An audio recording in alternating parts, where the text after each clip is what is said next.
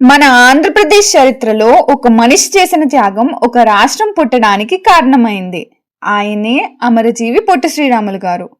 ఇప్పుడు ఆయన స్మృతికి గుర్తుగా ఆంధ్రప్రదేశ్ రాజధాని ప్రాంతమైన అమరావతిలో ఒక గొప్ప స్మారకం రూపుదిద్దుకుంటోంది. పొట్టి శ్రీరాములు గారి 58 అడుగుల విగ్రహం అమరావతిలో నిర్మాణం పూర్తి చేసుకుంటోంది. ఈ విగ్రహాన్ని 2026 మార్చి 16న అధికారికంగా ఆవిష్కరించబోతున్నారు. అదే రోజు ఎందుకంటే మార్చి 16న పొట్టి శ్రీరాములు గారి 125వ జయంతి. ఈ విగ్రహం ఎత్తు 58 అడుగులు. ఇది యాదృచ్ఛిక సంఖ్య కాదు. ఆయన తెలుగు ప్రజల కోసం 58 రోజుల పాటు నిరాహార దీక్ష చేశారు. ఆ 58 రోజుల త్యాగానికి గుర్తుగా ఈ విగ్రహాన్ని 58 అడుగుల ఎత్తులో నిర్మిస్తున్నారు. అందుకే దీన్ని స్టాట్యూ ఆఫ్ సాక్రిఫైస్ అంటే త్యాగానికి ప్రతీక అనే పేరు పెట్టారు. ఈ విగ్రహం చుట్టూ సుమారు 6.5 నుంచి 6.8 ఎకరాల విస్తీర్ణంలో ఒక ప్రత్యేకమైన మెమోరియల్ పార్క్ కూడా అభివృద్ధి చేస్తున్నారు. ఇది కేవలం విగ్రహం మాత్రమే కాదు, ఒక చరిత్రను గుర్తు చేసే ప్రదేశం.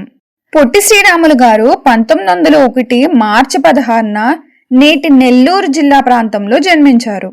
భారత స్వాతంత్ర ఉద్యమంలో పాల్గొన్నారు. సాల్ట్ సత్యాగ్రహ, క్విట్ ఇండియా మూవ్మెంట్ లాంటి ఉద్యమాల్లో ఆయన పాత్ర ఉంది. కానీ ఆయనను చరిత్రలో నిలిపిన విషయం ఏంటంటే 1952లో తెలుగు భాష మాట్లాడే ప్రజలకు ఒక ప్రత్యేక రాష్ట్రం కావాలనే డిమాండ్తో మద్రాసు రాష్ట్రం నుండి ఆంధ్ర రాష్ట్రం విడిపోవాలి అనే ఉద్యమం ప్రారంభించారు. ఆ లక్ష్యం కోసం పొట్టి శ్రీరాములు గారు ఉపవాస దీక్ష అంటే ఫాస్ట్ అంటూ డెత్ చేపట్టారు. 58 రోజుల పాటు ఆయన ఒక్క గింజ అన్నం కూడా తినలేదు. చివరికి 1952 డిసెంబర్ 15న ఆయన తన ప్రాణాలను త్యాగం చేశారు.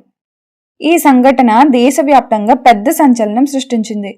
ప్రజల ఆగ్రహం, ఉద్యమాల తర్వాత కొద్ది రోజుల్లోనే ప్రభుత్వం ప్రత్యేక ఆంధ్ర రాష్ట్రం ఏర్పాటును ప్రకటించింది.